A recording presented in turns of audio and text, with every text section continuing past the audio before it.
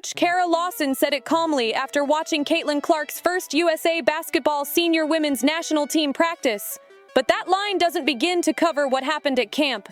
Clark didn't just look good, she separated. She controlled tempo, buried deep threes, and instantly rekindled a two-woman rhythm with Aaliyah Boston that screamed starting lineup. After a season derailed by injuries, Clark looked 100% and ready to lead Team USA to gold in 2026. Meanwhile, Angel Reese's bid grew shakier by the drill. Should she be cut? Drop your take below. The comeback set the stage.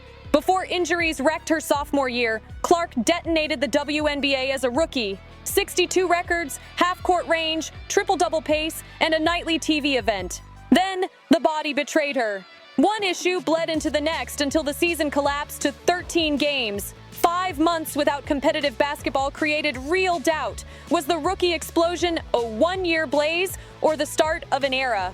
Day one at camp answered it.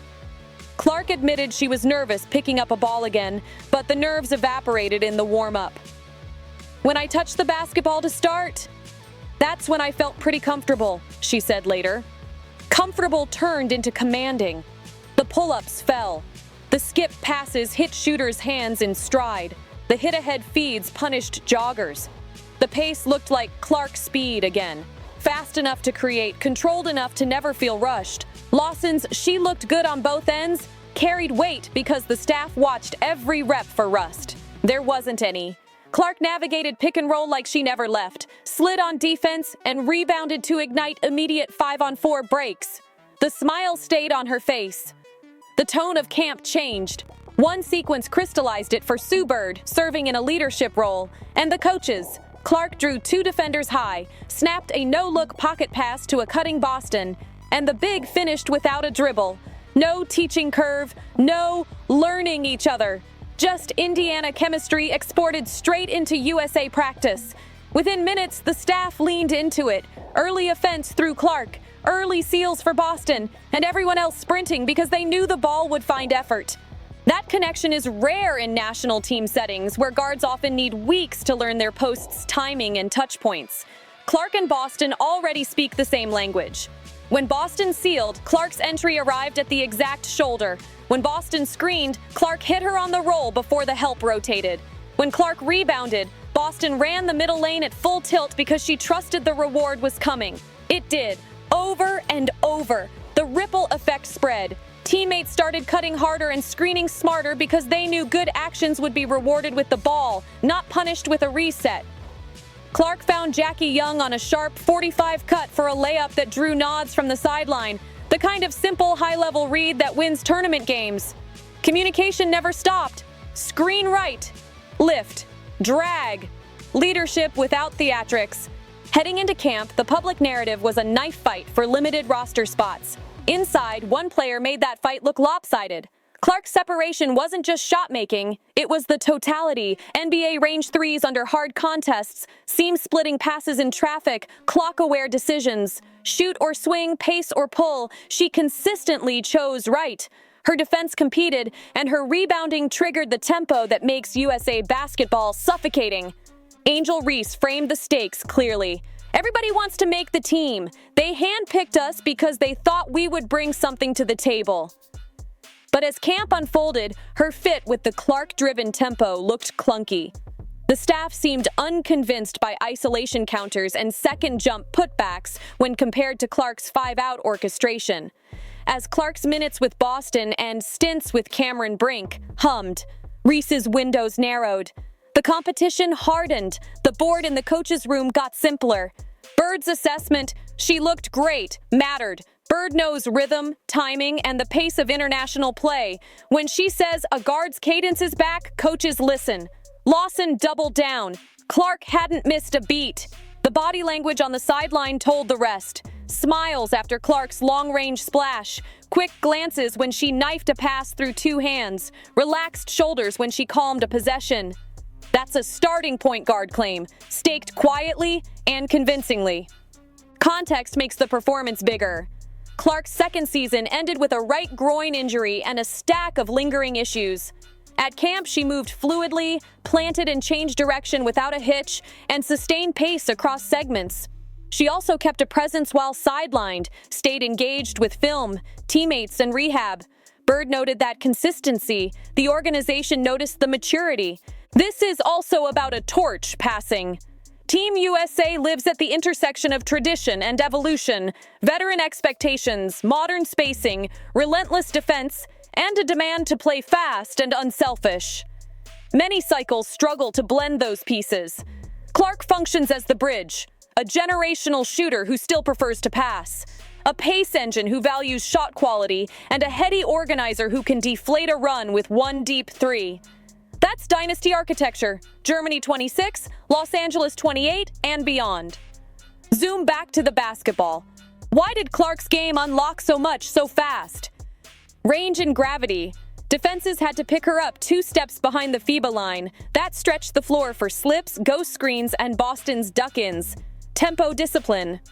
She pushed hard on misses, but when advantage died, she flowed into secondary, pistol action, drag screens, Chicago cuts, without wasted beats. Read and react passing. She threw fastballs when windows were tiny and touched lobs when help rotated early. Teammates never had to break stride to finish. Talk. Constant. Clear. Contagious. It pulled young players into the speed of the read. Now, compare the pathways. Reese's strengths, offensive boards, physicality, mid-post counters, can help in spurts, but Camp emphasized fluid spacing, sprinting lanes, and playmaking from the top. With Boston as the featured interior hub and Brink providing rim protection and pick-and-pop stretch, the front court calculus tightened. Clark's 2-woman games with both bigs outshone bully ball. That doesn't erase Reese's value, it just spotlights fit. In this build, the present tense favored others. No one in the gym pretended this was open by day 3. The staff's reactions, quiet approval, quick whistles to advance drills after clean sequences, betrayed their thinking. The starting point guard box checked itself. The roster arguments shifted to who complements Clark's table setting, who brings point-of-attack defense, and which wings can both space and slash when she bends coverage.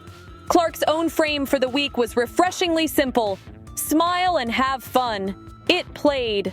The looseness sharpened her edge. Even the misses were good. Right shots, right time, right footwork. That's the mark of a guard a tournament team can trust. Process that holds when shots fluctuate. This camp also reintroduced the Clark to Young synergy. Young's timing on relocation threes and decisive cuts paired perfectly with Clark's drive and kick rhythm. In FIBA play, where short quarters punish empty trips, that kind of plug-and-play connectivity is gold.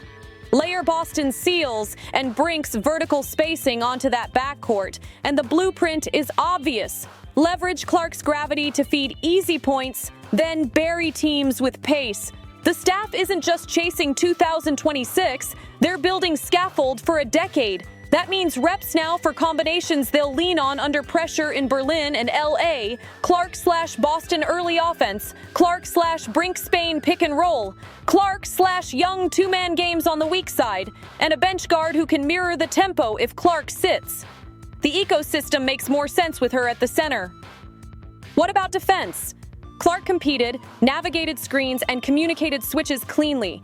The scheme can hide single actions with length around her, but more importantly, her offense reduces opponent shot quality by forcing made basket inbound after made basket inbound.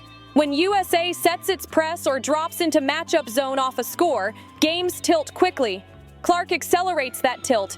Zooming to the macro again, this week looked like the moment USA basketball officially chose its next engine.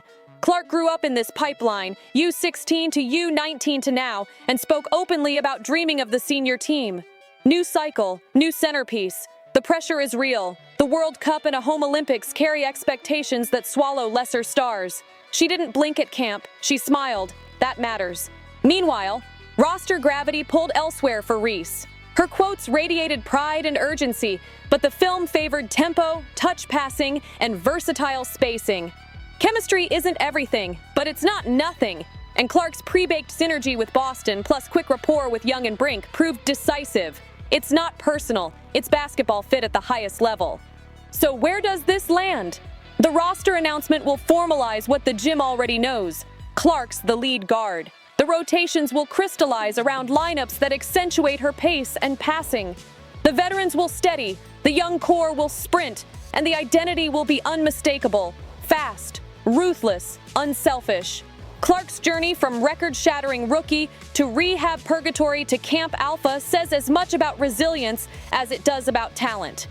She stayed engaged through the injuries, rebuilt her body, and returned with her superpower, making others better, fully intact. That's why Lawson's understated line hit so hard. She looked good on both ends.